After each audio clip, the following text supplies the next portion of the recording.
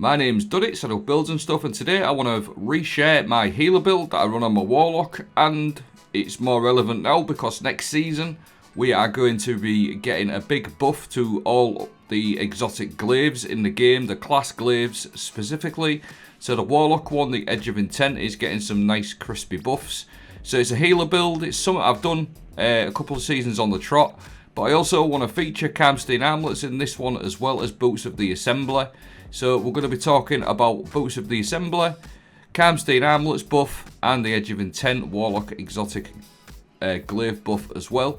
So the first part of the build is all going to be around the Edge of Intent. It's a hybrid melee rage polearm with a frontal shield, 45 rounds per minute, really hard hitting glaive. It holds 4 in the magazine, which I've always thought needed a buff. It is going to get a buff next season, which we'll go over in a moment. It has got the exotic trait on there, Restorative Turret. When weapon energy is full, consume it before firing to make your next shot or deploy a healing turret on impact. Now, on its own, this is actually already pretty good.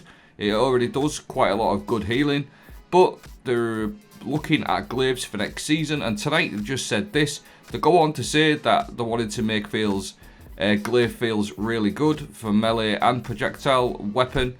They go on to say some stuff here about glaive projectiles, but at the bottom there, increase projectile speed by 30%, and they're also increasing the projectile damage in PvE by 25%, which is really nice. And it's going to decrease the projectile damage in PvP by 125 for aggressives, 113 for adaptives, and 101 for rapid fires. But specifically, they wanted to buff exotic class glaives, and what they're doing with the Edge of Intent looks really good. So they've changed the effect of the healing turret projectile to grant cure and provide restoration at the same time. That's absolutely massive. So you're going to be able to give yourself and your teammates restoration, which then they can extend themselves with various fragments like Ember of Empyrean. And increase the AoE radius to 8 meters to benefit more nearby allies. So that's absolutely massive. It's going to go to 8 meters, which is huge. And they're also increasing the magazine size from 4 to 5, which again is pretty decent. So I've just got a couple of quick clips to show you how good this glaive is with the Warlock. So you've literally can plant your turret on that left hand side over there. That is going to spread to all your teammates on the left hand side. You've got your healing turret, and you've got your healing grenade that you can just lob around as well, so you can heal multiple sources at the same time, which is good on its own, just with the glaive, projectile, and the grenade. But we can add Boots of the Assembler to the mix as well, where whenever you stand in a healing rift, it's going to create noble seekers that seek out allies that are not in a rift and heal them. Standing in an empowering rift is also going to create noble seekers that give you an empowering buff. So you can pair all these together. You've got your healing grenade, you've got your healing turret, and you've got your Boots of the Assembler, all working absolutely perfectly together.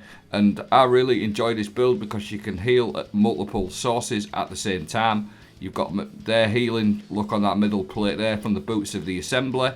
You can also charge your glaive up, plant your glaive down as well to heal another area, and then you've got your healing grenade as well, so you can 3 or 4 places at a time you can heal.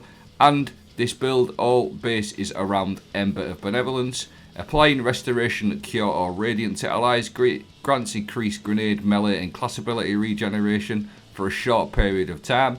And it's so easy to keep Ember of Benevolence going with the setup. So you've got your glaive consistently healing to proc your benevolence. You've got your you've got your healing grenade to proc your benevolence as well, and you've got your Boots of the Assembler, all working very nicely to keep that fragment going. The Ember of Benevolence to keep that regeneration for your grenades and your melee and your class ability, all works really nicely together. So it's a really good build that I think could be excellent next season. Like I said, I did do this last season and a couple of seasons prior to that. I will link the original video. This was sort of like a brief sort of going over. You've obviously there in these clips as well, you've got your healing grenade. But the other one I want to talk to you about as well that could be used with this glaive is the Karnstein Armlets. Melee and finish your final blows, instantly grant cure and provide restoration for a short duration. So you're going to get loads of healing as well from Karnsteins, but these are rumoured to be getting a buff next season. Melee and finish your final blows, instantly grant cure and provide restoration for a short duration. So this is what they do. And you can imagine now, with the Karnstein Armlets and the buffs to the exotic glaive, this could be an absolutely insane pairing for next season. So your Karnstein Armlets, at the moment, this is like obviously at the moment, they just give you like 7 seconds of healing. But if these leaks are true, we are going to be getting restoration and cure on top of this as well. So you're going to be literally be able to walk around just with the Karnstein Armlets and be an absolute unit of a unit in a tank. And then on top of that as well, we've got all the buffs that you'll see from the Edge of Intent as well. So you can always get one of them healing turrets down as well. Get your restoration and cure for that for next season. So I think the Edge of Intent, Warlock, Glaive, if you haven't got it, maybe go try farm it. You do still get these from the Master Wellsprings. You pick up the quest from the notice board in the Savathun's Throne World from the Enclave. So it's definitely worth grinding out for next season.